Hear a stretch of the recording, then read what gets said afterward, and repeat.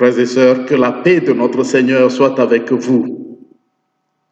Pour commencer cette célébration, je vous invite à chanter au cantique 45, 11. J'ai l'assurance de mon salut.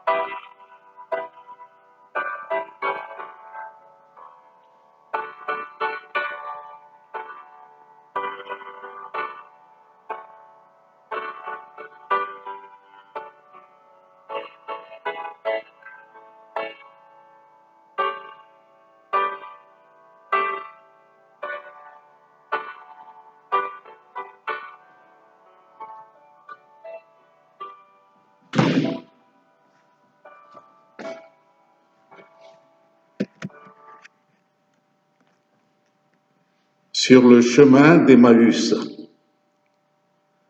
C'est ce récit de deux disciples de Jésus qui cheminaient sur la route d'un village appelé Emmaüs.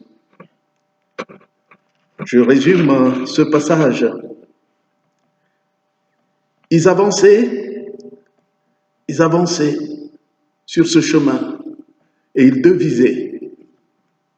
Ils parlaient de tout ce qui était arrivé les derniers jours avec l'arrestation, la crucifixion de Jésus. Ils étaient sur le chemin. Et voilà qu'un autre voyageur s'approcha d'eux et leur demande de quoi ils étaient en train de parler en cheminant. Alors ils lui dirent, c'est étrange que lui ne soit pas au courant de tout ce qui s'était passé à Jérusalem. Comment le Christ Jésus a été maltraité, crucifié, comment il a été assassiné. Le voyageur va leur dire, mais n'était-il pas dit que ce Christ devait ressusciter au troisième jour? Perplexes, ses disciples dirent au voyageur, oui c'est ça normalement, mais ça fait déjà 3 jours que les événements se sont passés. Bien sûr que des femmes de notre groupe sont allées au tombeau et ont vu le tombeau vide avec la pierre de côté. C'est vrai que certains de nos camarades aussi se sont rendus au tombeau. Mais où est notre Christ? Jésus, qui était ce voyageur, ne s'est pas fait reconnaître par ses disciples. Il a continué à cheminer avec eux jusqu'à ce que nous y reviendrons. Frères et sœurs, que la paix du Christ soit avec vous. Avoir un moment de partage de la parole de Dieu, c'est toujours quelque chose de réconfortant, de motivant, surtout dans nos vies, souvent marquées par la routine. Et aujourd'hui, c'est la routine du confinement. Alors, en ce dimanche, c'est une joie de vous retrouver, même si c'est sur le mode confinement, auquel nous nous habituons, car n'ayant pas encore d'autre choix. Frères et sœurs, je vous invite à accepter cette joie de nous retrouver. Partageons-la et soyons reconnaissants à Dieu de nous faire vivre des expériences non habituelles durant ces temps présents que nous sommes en train de traverser. Ce matin, nous sommes donc devant ce passage biblique qui relate l'aventure de ces deux disciples qui se rendent à Emmaüs et qui vont être rejoints par le Christ, mais le Christ en incognito. Alors la première réflexion que nous pouvons faire, c'est des disciples qui ne croient toujours pas en la résurrection avec un ressuscité qui se rend méconnaissable.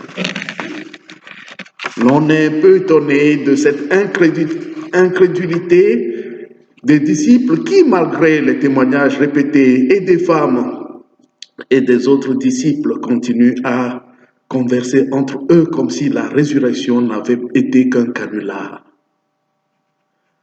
Et aussi, pourquoi cette attitude du Christ lui-même qui rend en quelque sorte aveugle ses disciples afin qu'ils ne le reconnaissent point.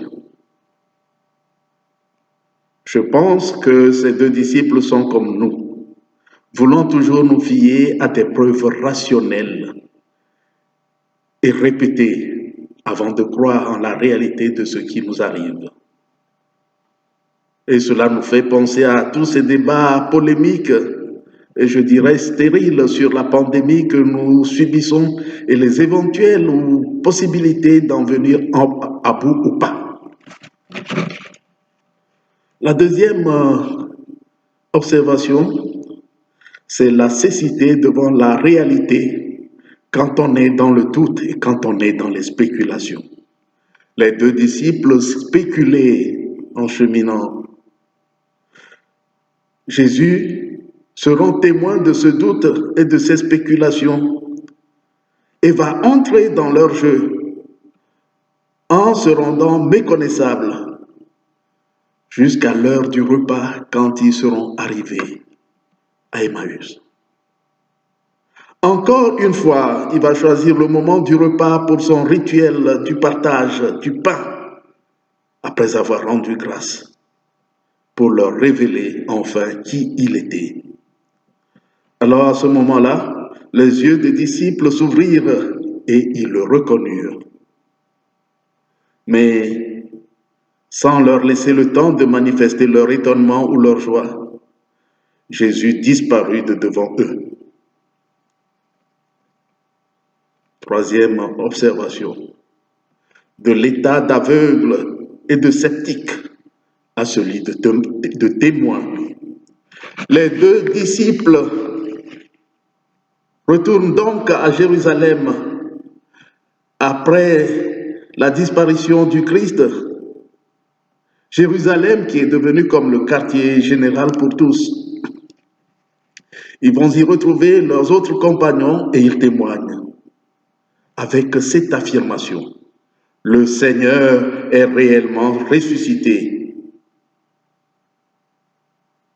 Et voilà, eux qui il y a point longtemps étaient dans le doute et dans l'incrédulité deviennent les propagateurs de la nouvelle de la résurrection, le message de l'espérance, retrouvant ainsi une position de témoin et de narrateur de la résurrection, après le statut de ceux qui étaient sceptiques,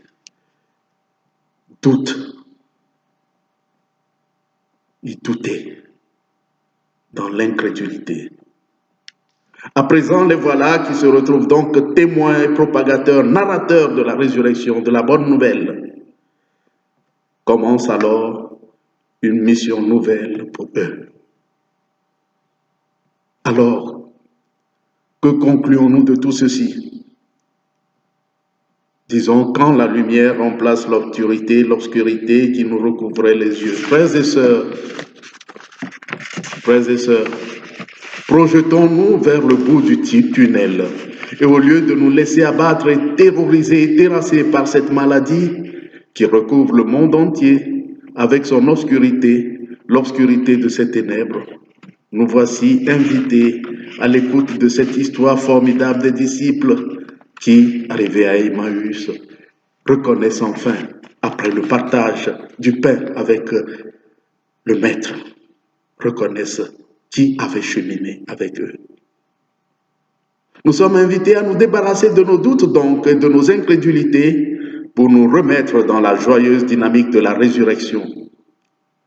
Pour cela, aujourd'hui, dans cette épouvantable et éprouvante expérience de confrontation au Covid-19, sachant que par son amour, Jésus a toujours marché avec nous sur tous nos chemins, sur toutes nos routes. Quand nous cherchions la voie de notre orientation dans la vie, il était avec nous, frères et sœurs. Quand nous sommes à la recherche d'un emploi, il est avec nous. Quand nous sommes en fête, il est avec nous. Quand la maladie nous immobilise, il est là. Quand la mort frappe autour de nous, il est présent. Quand nous sommes dans la solitude, il est présent. Il nous parle. Il murmure à nos oreilles pour nous reprendre quand nous dérapons. Il ouvre une porte quand nous nous sentons enfermés. Et toujours, il nous redonne force et courage pour continuer la course. Il nous donne le signal de la victoire par sa résurrection et sa victoire sur la mort.